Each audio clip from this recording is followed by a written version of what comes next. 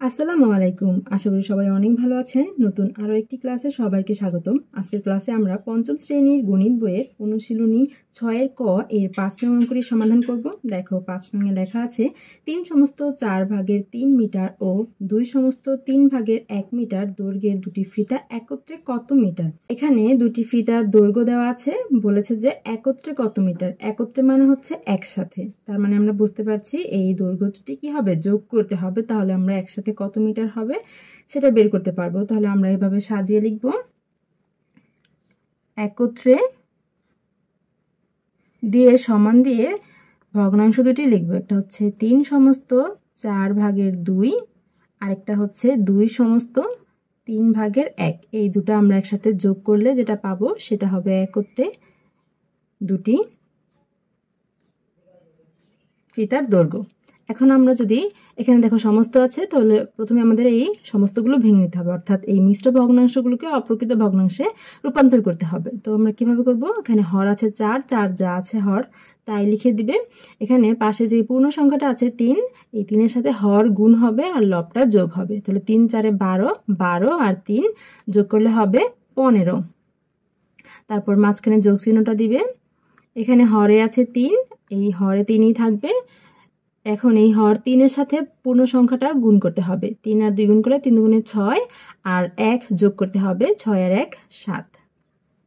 তারপর এখানে dot dot দিয়ে দাও।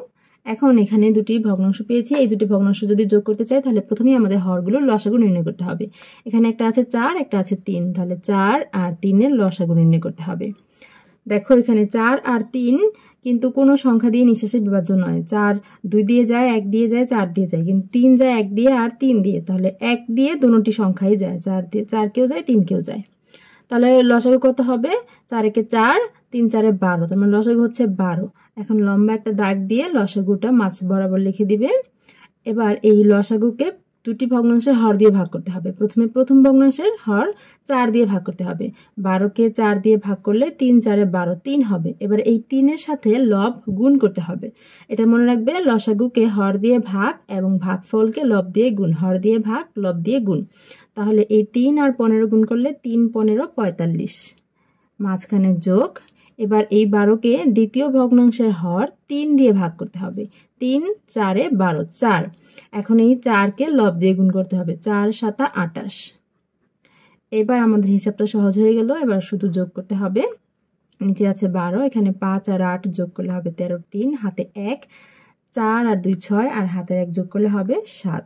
কত হয়েছে, 73, আর নিচে হচ্ছে 12। দেখো হর কিন্তু ছোট আর লবটা বড়, 73 বড় হয়ে যাচ্ছে। তাহলে এই 73কে আমাদের ছোট বানাতে হবে ভাগ করে। 73কে ভাগ করতে হবে 12 দিয়ে।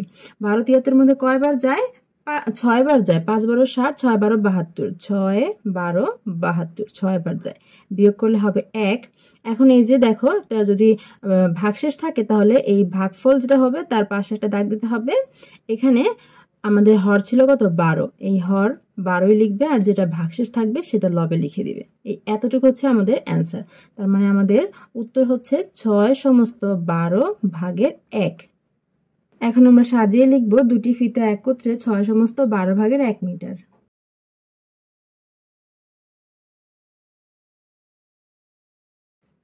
উত্তর লিখে দেব, উত্তর 6 সমস্ত 12 ভাগের 1 মিটার। শিক্ষার্থীরা আশা করি বুঝতে পেরেছ। দেখা হবে পরের ক্লাসে। গণিত বইয়ের সকল অঙ্কের সমাধান পেতে আমাদের সাথেই থাকতে হবে। আল্লাহ হাফেজ।